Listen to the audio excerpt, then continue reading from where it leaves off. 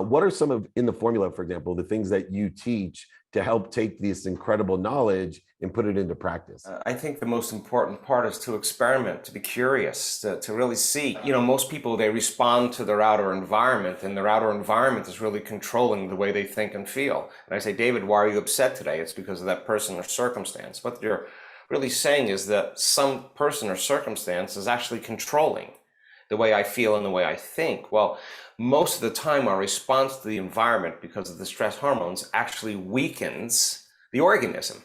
Yeah, that goes a step further though. When you think about your problems, you produce the same stress response as if it was happening. Your body's so objective, it's believed it's living in that environmental state, and it's that constant attack and that response from the environment that begins to downregulate genes and weaken the immune system. So the fundamental question is, if you can turn on the stress response by thought alone, the long-term effects of those chemicals push the genetic buttons that create disease, then that means our thoughts can make us sick. So then if our thoughts can make us sick, is it possible that our thoughts can make us well? So when a person is less responsive, less of a victim to their environment's no longer controlling the way they think and feel, then the next fundamental question is, if I change the way I think and feel, should it change my environment? Now that's going from a victim in your life to being a creator of your life. And that's the experiment. And everybody should believe that they are the creator of their life. We teach people some basic tools. The formula really is about 10 years of research that we were able to say you could actually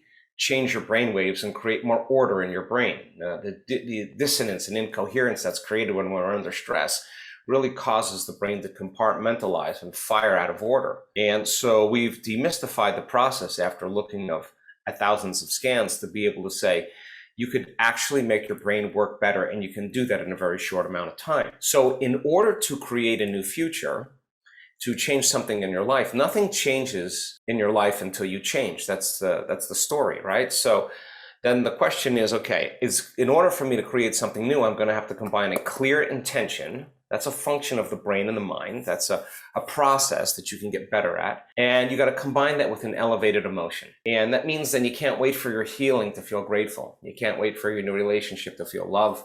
You can't wait for your wealth to feel abundance. That's the old model of reality of cause and effect. In fact, we're going to teach people actually how to feel the emotion before it happens. And when you combine that clear intention with an elevated emotion, that's going to require your heart to move into balance and move into order. And turns out that's a skill too that you can practice. So then when you combine those two elements, so that clear intention with the elevated emotion, and you can sustain that for a period of time, the coherence in the brain, the coherence in the heart actually act like a Wi-Fi signal. You're starting to put out a broadband spectrum of frequency and energy that causes you to feel connected to something. And now you're no longer trying to get something done or waiting for something in your outer world to change, to take away the emptiness or lack you're feeling because you don't have the experience yet. If people can actually feel the feelings of the emotions before the experience happens, they wouldn't be looking for it because they would feel like it already happened, right? So we teach people how to sustain these states, and if they can, the side effect of that is that you start seeing synchronicities in your life, those serendipities, those coincidences, those opportunities